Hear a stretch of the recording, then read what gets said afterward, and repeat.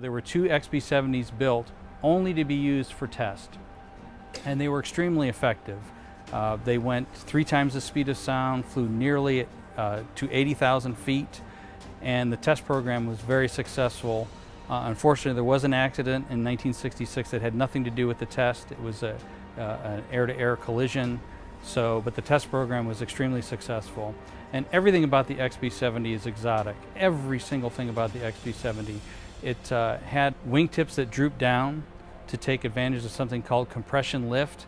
And basically the idea is the XB-70 at supersonic speed is creating these shock waves.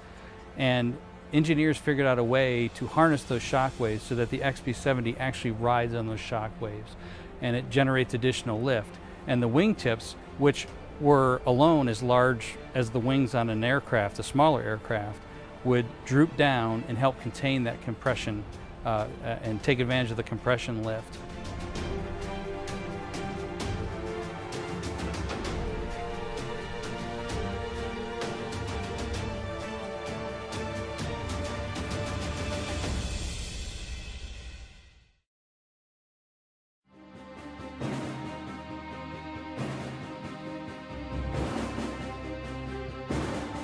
There was a large move in 2002, and the existing galleries were created, the Cold War Gallery, World War II Gallery, Korean War Gallery, and so forth.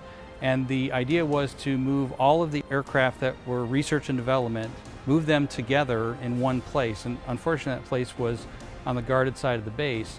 But the idea was that when the next building was built, that then they would all move together as one unit over to the new building, rather than tear apart galleries, pulling R&D airplanes out of this one and that one. They would all come over here together.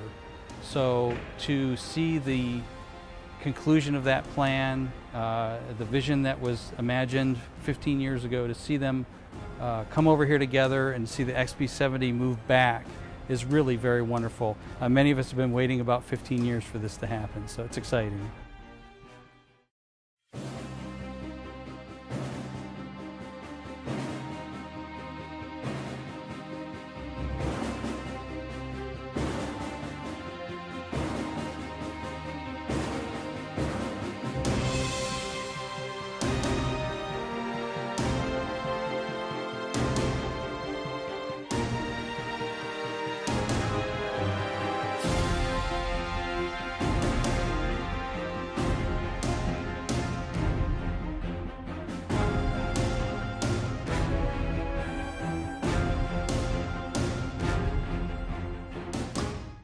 Another part of the XB-70 were its advanced engines.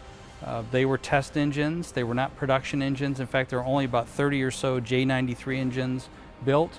It used a special fuel, JP6, and the thrust of a J93, one of these engines on the XB-70, is equivalent to the thrust on a frontline advanced fighter flying today.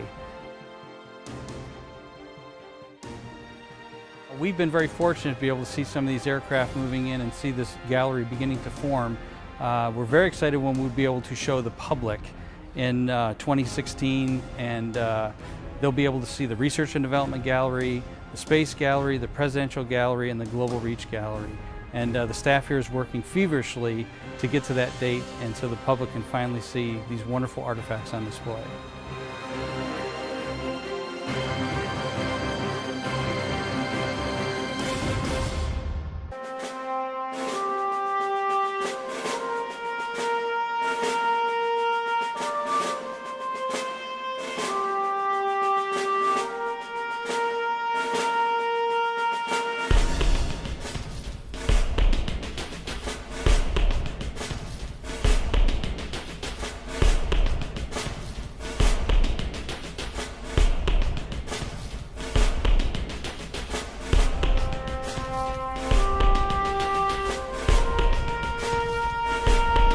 Oh, I think it's absolutely wonderful that as you say, as generations, as young kids can come in, look at the airplane and see what kind of tools were used to develop and get us to where we are today. I think that's just priceless to have a machine like this in a museum. So every flight you wanted to bring your A game when you crawled in the cockpit. Even my first flight was just exciting as heck. This could be but things happen so fast that you really didn't have time to get scared.